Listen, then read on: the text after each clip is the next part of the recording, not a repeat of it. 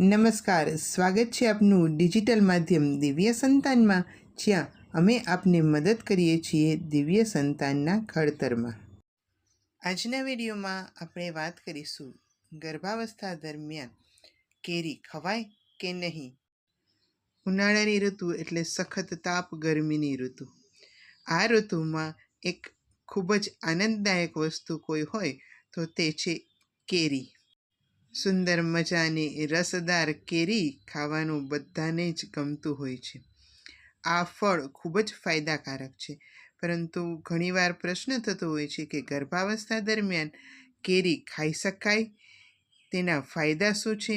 અથવા તે નુકસાન તો નથી કરતી ને?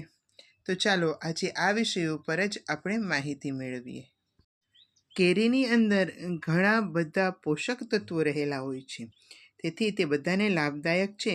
તેમ ગર્ભવતી માતા અને ગર્ભસ્થ બાળક માટે પણ કેરી ખૂબ જ લાભદાયક છે. ગર્ભવતી માતાને પ્રશ્ન ખૂબ જ થતા હોય છે, કારણ કે ઘણા લોકો કહે છે કે કેરી ગરમ પડે, આથી ગર્ભાવસ્થામાં ન ખાવી જોઈએ, પરંતુ આ માન્યતા બિલકુલ ખોટી છે. કુદરતે જે ઋતુમાં આપણા શરીરને જે અનુકૂળ હોય તે મુજબ જ ફળ બનાવેલા છે. કુદરતે ઉનાળામાં એટલે કે ગરમીની ઋતુમાં આ કેરીના ફળ તૈયાર થાય એવી વ્યવસ્થા કરી છે. એનો અર્થ એ છે કે આ ગરમીમાં રક્ષણ આપે છે, તો આ કેરી ગરમ પડતી નથી અને ગર્ભવતી બહેન આ કેરી ખાઈ શકે છે. આગળ આપણે જોઈશું કે કેવી રીતે કેરી ખાવી, પરંતુ એ પહેલાં કેરીના કયા કયા પોષક તત્વો છે અને તે સગર્ભાવસ્થામાં કેવી રીતે મદદ કરે છે તે જોઈએ. કેરી એ એન્ટીઓક્સિડન્ટ અને મહત્વપૂર્ણ પોષક તત્વોનો સમૃદ્ધ સ્ત્રોત છે. જેમ કે કેરીની અંદર પુષ્કળ પ્રમાણમાં વિટામિન સી રહેલું હોય છે. આ વિટામિન સી ગર્ભવતી માતા અને ગર્ભસ્થ બાળકની રોગ પ્રતિકારક શક્તિને વધારે છે. કેરીની અંદર ખૂબ જ મોટા પ્રમાણની અંદર વિટામિન એ છે, જે દ્રષ્ટિને એટલે કે આંખ અને નજરની ક્ષમતાને સુધારે છે અને ત્વચા માટે ખૂબ જ લાભદાયક છે. આ બંને ફાયદા ગર્ભસ્થ બાળક અને ગર્ભવતી માતાને મળે છે. કેરીની અંદર ખૂબ જ મહત્વનું એવું વિટામિન B6 રહેલું છે. આપણે બધા જાણીએ છીએ કે વિટામિન B6 છે તે મગજના કોષોના વિકાસ માટે ખૂબ જ ફાયદાકારક છે. ગર્ભસ્થ બાળકના જ્યારે મગજનો વિકાસ થતો હોય છે ત્યારે આ કેરી દ્વારા વિટામિન B6 મેળવીને આપણે તેને ખૂબ જ ફાયદો આપી શકીએ છીએ. એનિમિયા એટલે કે લોહીની ઉણપ એ ગર્ભાવસ્થામાં જોવા મળતી સામાન્ય સમસ્યા છે. કેરી આયર્ન રીચ છે, એટલે કે એનિમિયા રોકવામાં મદદ કરે છે, લોહીનું પ્રમાણ અને એની ગુણવત્તા સુધારવામાં મદદ કરે છે. કેરીની અંદર પોટેશિયમ છે, જે ઇલેક્ટ્રોલાઇટનું સંતુલન જાળવવામાં ખૂબ જ મહત્વનો ફાયદો કરે છે. આપણે બધા ફોલિક એસિડના ફાયદા તો જાણીએ જ છીએ. ડૉક્ટર પણ ફોલિક એસિડ સપ્લિમેન્ટ તરીકે આપતા હોય છે. કેરીની અંદર ખૂબ ઉચ્ચ પ્રમાણમાં ફોલિક એસિડ હોય છે, જે ગર્ભના વિકાસમાં ખૂબ જ મદદ કરે છે. કબજિયાત એ ગર્ભાવસ્થાની સામાન્ય સમસ્યા છે, તો કેરીના યોગ્ય ઉપયોગ દ્વારા આપણે ડાયટરી ફાઇબર મેળવી શકીએ છીએ, જે ગર્ભાવસ્થાની કબજિયાતની સમસ્યામાં રાહત આપે છે.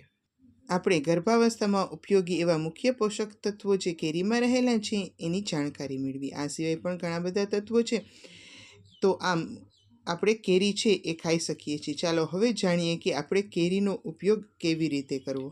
ગર્ભાવસ્થા દરમિયાન કેરી ખાવા માટેની માર્ગદર્શિકા કંઈક આ મુજબ છે. અતિભોગ ટાળવો જોઈએ, એટલે કે સગર્ભાવસ્થા દરમિયાન કેરીનું સેવન કરતી વખતે અતિશય આનંદથી બચીને દરરોજની માત્ર એક જ સામાન્ય કદની કેરી ખાવી જોઈએ. તેનાથી વધુ પ્રમાણ ફાયદા કરતાં નુકસાન કરશે. ધ્યાનમાં રાખો કે જે કેરીનો આપ ઉપયોગ કરી રહ્યા છો તે ઓર્ગેનિક હોય, કુદરતી રીતે પાકેલી હોય. કોઈ પણ પ્રકારના રસાયણો વડે અકુદરતી રીતે કૃત્રિમ રીતે પકાવેલી કેરીનો ઉપયોગ ટાળવો જોઈએ.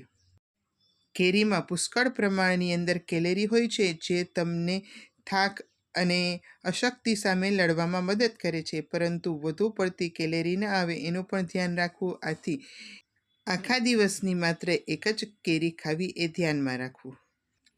કેરીના ઉપયોગ માટે બહેનોએ બીજી સાવધાની એ રાખવાની કે સવારથી લઈને સાંજે 4 વાગ્યા સુધીના સમય દરમિયાન જ કેરી ખાવી જોઈએ. સાંજના સમયે અને રાત્રિના સમયે કેરીનો ઉપયોગ ન કરવો જોઈએ. આપણે ત્યાં કેરીનો રસ બનાવીને ખાવાની પ્રથા છે, પરંતુ ગર્ભવતી માતાએ કેરીનો રસ ઉપયોગમાં નથી લેવાનો. તેના બદલે કેરીના પીસ કરીને ખાવાના છે. કેરીનો રસ આપણે ખાંડ નાખીને બનાવતા હોઈએ છીએ, તો આનાથી કેલેરીનું પ્રમાણ પણ વધશે, ગર્ભાવસ્થાના ડાયાબિટીસનું જોખમ પણ વધશે. આથી કેરીનો રસને બદલે કેરીના ટુકડા કે કેરીની ચીર ખાવી.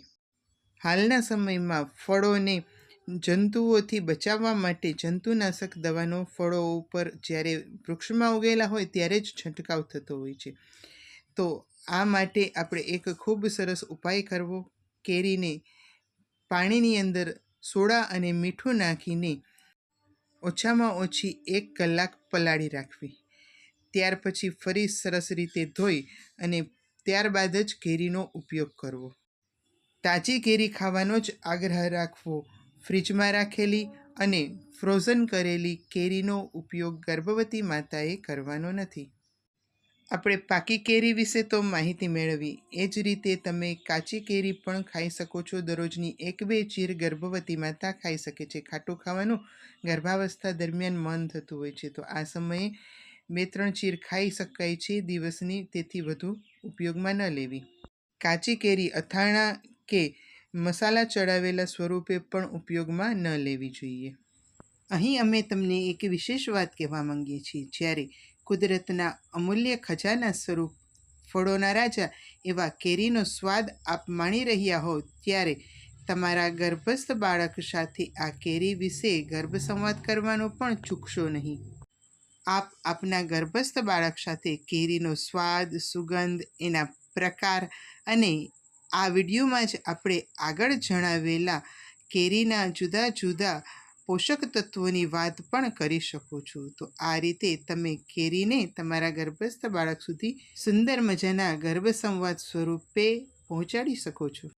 તો જેને ફળોનો રાજા કહેવામાં આવે છે, એવા કુદરતના અનમોલ ખજાના સ્વરૂપ કેરીનો ઉપયોગ ગર્ભાવસ્થા દરમિયાન સાવચેતી અને સાવધાનીપૂર્વક કરી શકાય છે. યાદ રાખીએ કે વ્યક્તિગત આહારની જરૂરિયાત અને તાસીર અલગ અલગ હોય, તેથી વિશેષ માર્ગદર્શન માટે આપ આપના ડૉક્ટરનો સંપર્ક કરી શકો છો. સંયમિત રહી અને કેરીના આનંદને લો, એના સ્વાદને માણો અને તમારી ગર્ભાવસ્થાને વધુ આનંદદાયક બનાવો. આવી જ ઉપયોગી માહિતીના નવા વિડીયો સાથે આપણે ફરી મળીશું. આપ કયા વિષય ઉપર વિડીયો જોવા માંગો છો તે પણ કોમેન્ટ કરી અમને અચૂક જણાવશો. આજના વિડીયોમાં બસ આટલું જ. અસ્તુ. ધન્યવાદ.